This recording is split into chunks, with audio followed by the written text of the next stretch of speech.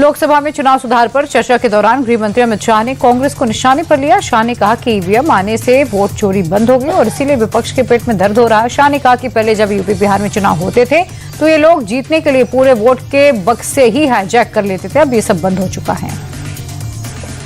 जब इनके जमाने में चुनाव होते थे, बिहार और यूपी में सरकारें बनाती होती थी, पूरे के पूरे वोट के बक्से हाईजैक कर लिए गए।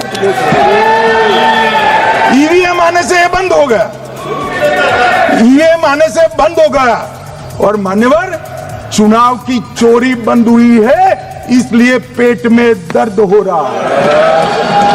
ईवीएम का दोष नहीं है, चुनाव जीतने का तरीका जनादेश नहीं था, करप्ट प्रैक्टिसेस थी, इसके कारण चुनाव जीतते थे। अब आज ये पूरे एक्सपोज हो चुके हैं। जब जनादेश पर चुनाव होता है तो आप जीत सकते हो, जीतो, स्वागत है उसका, मगर जब हारते हो तो अन्य कारण बताना, जैसे पहले मैंने कहा, ऐसा बताना ये ठीक नहीं है। घुसपैठ को लेकर गृह मंत्री शाह ने बताया कि घुसपैठ सिर्फ भारत बांग्लादेश बॉर्डर के रास्ते से ही हो रही है। शाह ने कहा कि सभी सीमा से सटे राज्यों में बॉर्डर बन चुका है, लेकिन बंगाल में 563 किलोमीटर में ममता दीदी ने रोड़ा लगाया हुआ है। शाह ने कहा कि अगर टीएमसी घुसपैठियों को बचाएगी तो बिहार की तरह ही बंगाल में भी ममता राज का सफाया हो जाएगा। ये कहते हैं कि घुसपैठ हो रही है, भारत सरकार की जिम्मेदारी नहीं है। मान्यवर मैं आज बताना चाहता हूं, घुसपैठ हो रही है भारत बांग्लादेश की सीमा से। वहां पर कुल 2216 किलोमीटर बॉर्डर है, इसमें से 1653 किलोमीटर बॉर्डर बन चुकी है और 563 कहां बाकी रही है मान्यवर मालूम है? केवल और केवल एक राज्य बंगाल।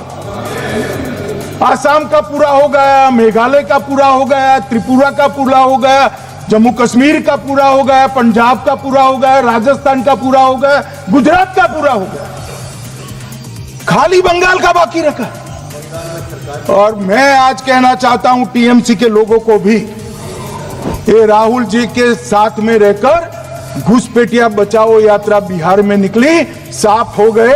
आप भी घुसपैठियों को बचाओगे तो वहां भारतीय जनता पार्टी का विजय तय। अमित शाह के भाषण के बीच संसद से विपक्ष ने वॉकआउट किया, जिसके बाद राहुल गांधी ने कहा कि मेरी मांगों पर गृह मंत्री ने एक भी शब्द नहीं बोले, मेरे सवालों का जवाब नहीं दिया गया। जो हमने पॉइंट्स रखे हैं उसका जवाब नहीं दिया, एक एग्जाम्पल लेकर बोल रहे हैं, तो it is a completely defensive response. आपने उनका चेहरा तो देखा होगा। देखिए, मैंने 2-3 चीजें कही थी। मैंने कहा था ट्रांसपेरेंट वोटर लिस्ट सबको दीजिए, उसके बारे में एक शब्द नहीं बोला। मैंने कहा कि ईवीएम का आर्किटेक्चर सबको दे दीजिए, उसके बारे में एक शब्द नहीं कहा। मैंने कहा था कि बीजेपी के नेता हरियाणा में और बिहार में वोट दे रहे हैं, उसके बारे में नहीं कहा। मेरे प्रेस कॉन्फ्रेंस में सॉलिड प्रूफ है, उसके बारे में कुछ बोला नहीं। सीजीआई को लेकर इलेक्शन कमिश्नर को फुल इम्यूनिटी दी जा रही है, तो मतलब आप लोग डर गए, हम कहाँ डरे। योगी आदित्यनाथ ने कहा कि जो जाति के नाम पर समाज को बांट रहे हैं, क्षेत्र और भाषा के नाम पर बांट रहे हैं, ये लोग वही पाप कर रहे हैं जो कभी जयचंद और मीर जाफरों ने इस देश के अंदर किया था। जब भी ये लोग सत्ता में आते हैं, परिवार का विकास करते हैं, इनसे सतर्क रहने की जरूरत है।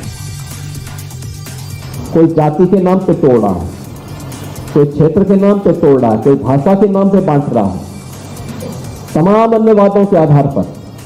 और जितने भी तोड़क तत्व हैं, जब ये सत्ता में आते हैं, केवल अपने परिवार के लिए सोचते हैं, अपने परिवार की प्रॉपर्टी विदेश में बनाते हैं।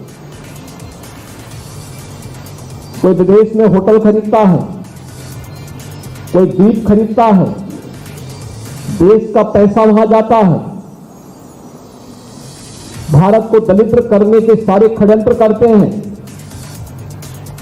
देश को विभाजित करने का पाप करते हैं। ये लोग वही पाप कर रहे हैं जो जाति के नाम पर समाज को बांट रहे हैं, क्षेत्र और भाषा के नाम पर समाज को बांट रहे हैं। ये लोग वही पाप कर रहे हैं जो पाप कभी जयचंद और मीर जाफरों ने इस देश के अंदर किया था। हमें ऐसे तत्वों से सावधान और सतर्क रहना होगा। घुसपैठियों के सवाल पर सपा सुप्रीमो अखिलेश यादव ने पीडीए कार्ड खेला। अखिलेश ने कहा कि कहीं कोई घुसपैठिया नहीं है, सरकार एसआईआर के बहाने एनआरसी करवा रही है, सरकार आरक्षण खत्म करने की कोशिश में है। घुसपैठियों और बांग्लादेशियों पर कार्रवाई कोई घुसपैठी नहीं है। अगर घुसपैठी है तो उन्हें सरकार को इस्तीफा दे देना चाहिए। अगर घुसपैठी 11 साल के बाद ढूंढ रहे हो आप, तभी मैंने कहा ये एसआईआर नहीं है, एनआरसी है। एसआईआर के बहाने एनआरसी कर रहे हैं। अभी उनको निकाल लें, बाद में हमें पीडीए वालों को निकाल देंगे। पीडीए वाले भी याद रखें, जब वोट नहीं बनेगा तो आपका राशन कार्ड गया, फिर आरक्षण छीन लेंगे। कल ही आपने देखा होगा लोकसभा में जब वाइस चांसलर के अपॉइंटमेंट में कितना बीजेपी उछल रही थी। वाइस चांसलर कौन अपॉइंट हो रहे हैं और वो किसको अपॉइंट कर रहे हैं?